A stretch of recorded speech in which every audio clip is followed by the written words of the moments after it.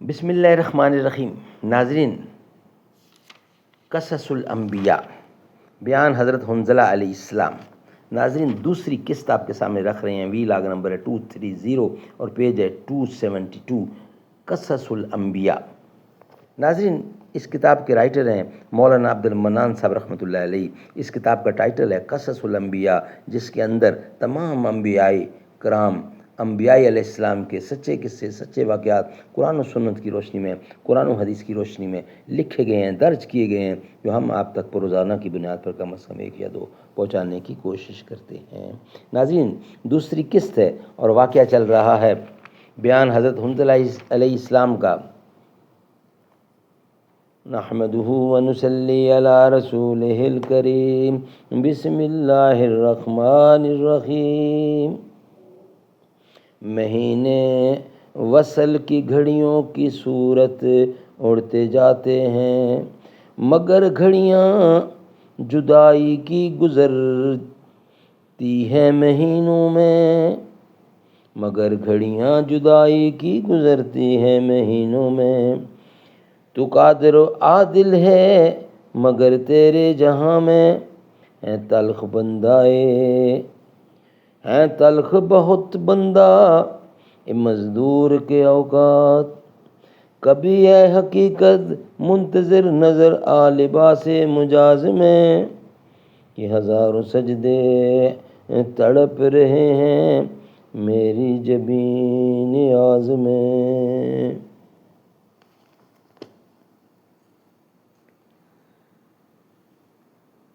ناظرین، بقیہ حصہ ہم آپ کے سامنے رکھ رہے ہیں دوسری قسط کی صورت میں۔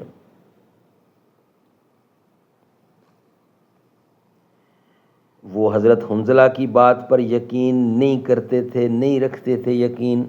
جب ان پر عذاب الہی نازل ہوا، یعنی ان پر عذاب آیا اور دوپہر کا وقت تھا، اور اس وقت ہر آدمی اپنے اپنے کاروبار میں مشغول تھا، کسی کو کوئی گمان بھی نہ تھا کہ عذاب الہی آج ہی آ جائے گا۔ اس عذاب الہی سے ہزاروں آدمی واصل جہنم ہوئے، اور جو لوگ باقی بچے وہ اپنے بادشاہ کے پاس جا کر سوختہ دل ہو کر کہنے لگے، اے جہاں پناہ، آج مرگ مفاجات سے بے شمار لوگ ہماری قوم کے مر گئے۔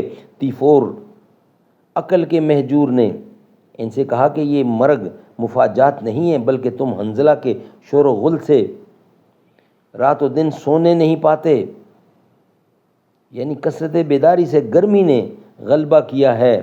یہ موت بے ہوشی کا عالم ہے، وہ سب مرے نہیں ہیں۔ اگر تم آزمانا چاہتے ہو تو ان کو سیخ چبھو کے دیکھو، وہ اپنے آپ سے اٹھ بیٹھیں گے۔ پس تیفور مردود کے کہنے سے ان گمراہوں نے ویسا ہی کیا، لیکن ان میں کچھ حس و حرکت نہ ملی۔ پھر بادشاہ تیفور سے جا کر کہا، آپ نے جو کہا تھا وہ ہم نے کیا، ہم نے کر دیکھا، لیکن ان میں کچھ بھی حس و حرکت نہ ملی۔ تیفور بادشاہ بے شعور نے ان لوگوں سے کہا کہ سچ ہے، وہ مردے ہو گئے ہیں، وہ مردے ہو گئے ہوں گے۔ پھر اس بادشاہ تیفور مردود نے ایک ایسا بلند خانہ بنوایا کہ 12,000 برج اس میں تھے، اور پھر حکم کیا کہ ہر برج میں ایک غلام زرہ پوش ننگی تلوار ہاتھ میں لے کر متعین رہے، کیونکہ موت اس قصر پر آنے نہ پاوے گی، اور اگر موت آئے تو اس کو مارے تلواروں کے ٹکڑے ٹکڑے کر ڈالو، اور دروازے گنبد کے بند کر دو، اور درمیان ان گنبدوں کے ایک کوٹھڑی لوہے کی بنوائی، اور پھر اس میں سنگ مرمر لگایا، اور اس میں ایک شاہی تخت اور ہر قسم کی نعمتیں اس میں رکھ دیں، اور شمع بھی اس میں روشن کی۔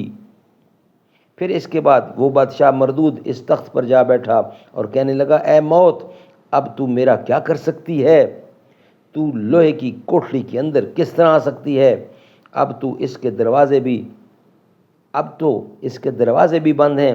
وہ اسی گھمنڈ میں تھا کہ اچانک ایک مرد بڑا ہی ہیبت ناک اس گنبد کے درمیان جہاں وہ بادشاہ مردود بیٹھا تھا، اس نے اس جگہ کھڑے ہو کر دیکھا، مارے ڈر کے ایک دم چونک پڑا، اور ایسا معلوم ہوتا تھا کہ ابھی اس کی جان کف سے انصری سے پرواز کر جائے گی۔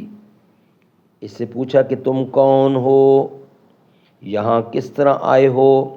اس نے کہا میں اسرائیل ہوں۔ طیفور بادشاہ نے کہا تم یہاں کیوں آئے ہو؟ وہ بولے میں تیری جان قبض کرنے کو آیا ہوں۔ بادشاہ طیفور بولا آج تو مجھ کو ذرا مہلت دو، کل جو چاہو سو کرنا۔ تب ملک الموت چلے گئے، کیونکہ زندگی بادشاہ طیفور کی ایک دن اور باقی تھی۔ پس ملک الموت کے جانے کے بعد وہ مردود وہاں سے نکل کر ان غلاموں کو جو گردا گرد اس پر جوں میں چوکیدار تھے، پس وہ مردود وہاں سے نکل کر ان غلاموں کو جو گردا گرد اس پر برجوں میں چوکیدار تھے مارنے لگا۔ کیوں تم نے اسرائیل کو یہاں آنے دیا؟ وہیں کیوں نہ مار ڈالا؟ انہوں نے کہا اے جہاں پناہ، ہم نے اس کو نہیں دیکھا کہ وہ کس طرح آیا۔ اس کے بعد طیفور اس گنبد میں جا کر دیکھتا ہے کہ اس میں ایک سوراخ ہے۔ وہ سمجھا کہ اسرائیل کی آمد اسی سوراخ سے ہوئی ہے، لہٰذا وہ اس سوراخ کو بند کرنے لگ گیا، اور جب وہ بند ہو گیا تو پھر وہ بہت ہی بے پرواہ ہو گیا، پھر اسی تخت پر جا بیٹھا۔ ناظرین، اس کا بقیہ حصہ انشاءاللہ ہم آپ کے سامنے رکھیں گے نیکسٹ ویلاگ کی صورت میں۔